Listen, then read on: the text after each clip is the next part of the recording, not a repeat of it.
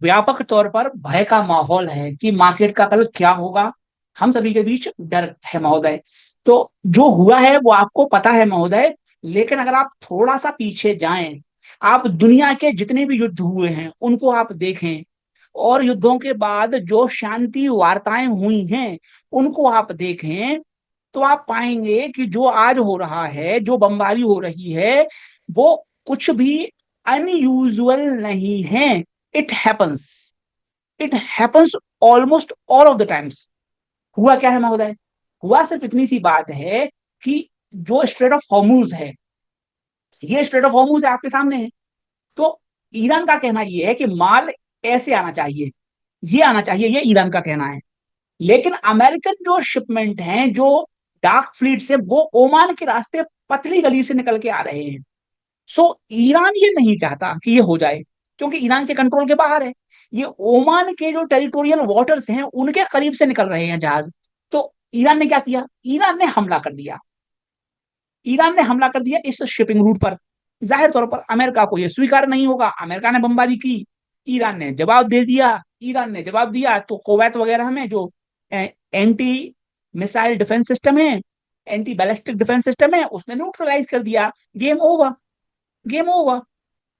मान्यवर, आपको डरना है, घबराना है, आपकी मर्जी। आपको परेशान होना है, आपकी मर्जी। लेकिन जो ट्रंप ने कहा है वास्तव में वो क्या है? वास्तव में वो है कि हम नेगोशिएशन टेबल पर अपनी पावर मजबूत करना चाहते हैं। ईरान भी यही चाहता है, अमेरिका भी यही चाहता है कि बातचीत की टेबल पर बात में वजन आए। बस उसका विवाद है, और कोई विवाद थोड़ी है ये, जिसके चक्कर में दुनिया जहां में हो हल्ला मच रहा है महोदय। ऐसा कुछ नहीं है। राम मंदिर आप देख लीजिए, बहुत से विद्वान कह रहे थे राम मंदिर में चंदा चोरी हो गई, बहुत बुरा हुआ। तो मैंने उनसे पूछा, अच्छा राम मंदिर में चोरी हो गई तो ये बता दो किस मंदिर में चोरी नहीं होती? चंपत राय साहब ने जो किया बहुत अच्छा किया। उन्होंने तो बता दिया कि भैया सब जगह यही हो रहा है, किस मंदिर में नहीं हो रहा है और कौन से धर्म स्थल में नहीं हो रहा है। आप मुझे बता दो, जिसमें नहीं हो रहा है उसका पता मुझे भेज दो। जिस जो मंदिर में जो हो रहा है उसको बता दो ना आप मुझे, मुझे कोई दिक्कत नहीं है। देखो आप, ट्रस्ट को पहले से पता, नोट भर भर के ले जा रहे हैं भाई साहब। और महोदय मैं तो आपसे समय से पहले निवेदन किया हुआ हूं कि भैया क्यों देना इनको पैसा? भगवान तक पैसा कोई नहीं पहुंचाएगा महोदय। एक सेकंड लूंगा महोदय, मात्र एक सेकंड।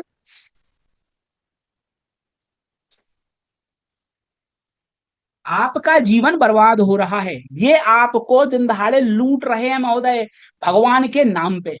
और मैं आज से नहीं कह रहा हूं, मैं ये बात हमेशा से कह रहा हूं। आपके अंदर भगवान बैठा हुआ है और इन्होंने आपसे कह दिया कि हम भगवान तक पहुंचाने वाले मार्गदर्शक हैं। तो ये दल्ले हैं, तो ये लूटते हैं आपको। आपका समय भी लूटते हैं, आपका पैसा भी लूटते हैं, आपकी जिंदगी लूट देते हैं, आपको दिन दहाड़े धोखा देते हैं। अरे भैया, आपकी जेब में पर्स है, आप दुनिया जहां में पर्स ढूंढोगे पर्स नहीं मिलेगा। आपकी जेब में पर्स में है और आप किसी चंपत राय से पूछोगे कि भैया मेरा पर्स कहाँ है, तो चंपत राय बोलेगा कि राम मंदिर में पर्स है, आ जाओ। चंपत राय साहब बोलेंगे राम मंदिर में पूजा करो, दान दक्षिणा दो, अगले जन्म में आपको पर्स मिल जाएगा। अरे पर्स आपकी जेब में है। And Champat Rai himself knew this. Champat Rai साहब को पहले से पता है ये कि साहब पर्स तो इसकी जेब में है, परमात्मा तो इसके अंदर बैठा हुआ है, इसको भटकाना है, इसको भेज दो केदारनाथ, इसको भेज दो कावा, इसको भेज दो कैलाश, इसको भेज दो अमृतसर, इसको भेज दो वेटिकन सिटी। होता रहे परेशान, भड़बड़ाता रहे। तो आपकी दिन दहाड़े लुटाई चल रही है महोदय। आपके पास अवसर है इस लूट से बचने का।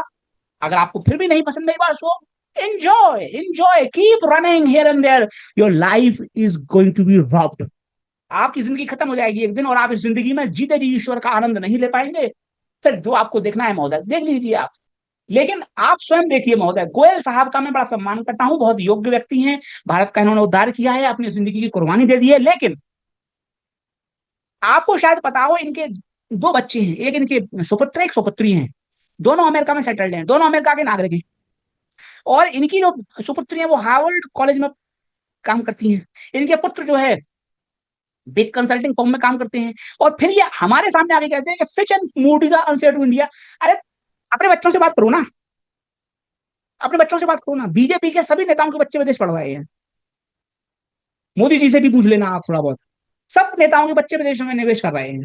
इनके दोनों बच्चे, अजित डोवल साहब का बालक यूके की सिटीजनशिप है, एस जयशंकर साहब अमेरिकन सिटीजनशिप है, निशिकांत दुबे साहब दोनों बच्चे अमेरिका में सेटल्ड है, इनके दोनों बच्चे सालों से अमेरिका में सेटल्ड है, फिर वो कहते हैं भारत में निवेश करो, क्यों?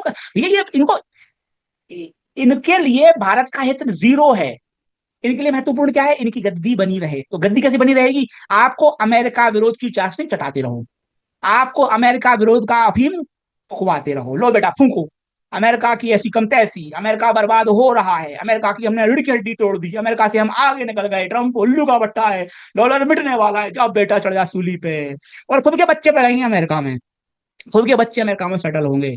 नाउ अगर अब अभी भी आपको समझ में नहीं आ रहा है, I wish you good luck, I wish you good luck.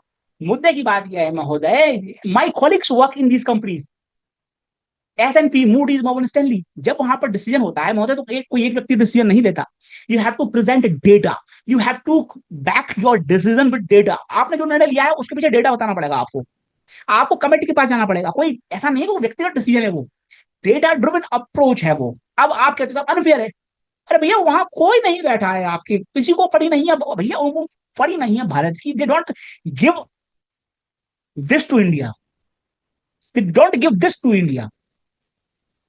तो पॉइंट ये है कि भैया देख भाई, उनको क्या पड़ी है भैया, देखो 37-40 ट्रिलियन की इकोनॉमी है, और उनके पेट में चुल्लू मची हुई है, वो 3 ट्रिलियन की इकोनॉमी के बारे में टेंशन नहीं, बताओ आप। मतलब फिच, मूडी और S&P और मोर्गन स्टैनली को भारत ही मिलता है दुनिया में। तो उम्र भर गालिब, उम्र भर गालिब यही भूल करता रहा, धूल चेहरे पर थी आईना साफ करता रहा। परम श्रद्धेय, परम आदरणीय, परम पूज्य महामानव मोदी जी सब अच्छा करेंगे, देश का विकास होगा, हम विकसित राष्ट्र बन जाएंगे, ऐसी मुझे भी उम्मीद है। लेकिन डेटा आपके सामने है, आपको जैसा निर्णय लेना है ले लीजिए। दूसरा, AI स्टॉक्स टूटे हैं, ओके टूटे हैं, बट अदर्स आर रनिंग। तो आपने चेंज करते रहना है, रोटेशन करते रहना है, then everything will be okay. और आपका मंतव्य कि अमेरिका गिरने वाला है, तो हम वो भी खेल सकते हैं, USA में अमेरिका का क्रैश भी खेल लेंगे। तो आपके पास अवसर है। अब जैसे कि महोदय, एक ग्रीन अमोनिया आ रहा है, ठीक है, अब उसके लिए भी सरकार काम कर रही है, that's why we can not grow. हर काम जब सरकार करेगी महोदय, तो कैसे होगा? आपको मैं बताऊं कैसे होता है। बीजेपी के, भारत सरकार के मंत्री हैं, बीजेपी मिनिस्टर सब्सिडी, अभी चल रहा है, ये इंडियन एक्सप्रेस की रिपोर्ट है, सब्सिडी। देखो आप, बीजेपी के मंत्री साहब को 1 करोड़ की सब्सिडी मिल गई खीरा उगाने के लिए, सोचो आप। और मेरा आपसे निवेदन है, जरा आप कोशिश कीजिएगा 1 रुपए सब्सिडी लेने की सरकार से। सब्सिडी की जो योजनाएं बनती हैं क्यों असफल होती हैं, क्यों PLI फेल हो गई? बिकॉज ऑफ दिस ओनली, कि भैया ऐसे हो रहा है बर्बादी देश की, कि यूनियन मिनिस्टर को ही दे दी सब्सिडी, अब वो बोल रहे हैं हम भी किसान हैं, हम भी खीरे की खेती करेंगे। अरे जनाब, सबको पता है असलियत। और जो डिजर्विंग किसान है महोदय, उनको तो घुसने तक नहीं दिया जाता। उनसे कहेंगे ये कागज लाओ, वो कागज दिखाओ, बाबू लोग ये बढ़वाते हैं।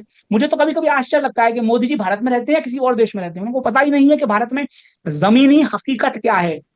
That's how they fool Indians. अब हमारी नई पहचान इनोवेशन, 11 वर्षों में इनको पता ही नहीं है कि ये इनोवेशन नहीं होता, it's innovation, it's innovation, it's not innovation, it's innovation. Anyways that's how it is. तो आप खुद देख लीजिए, इस तरह से जब करप्शन होता है तो देश का क्या होगा। आप मुझसे ज्यादा अक्लमंद हैं।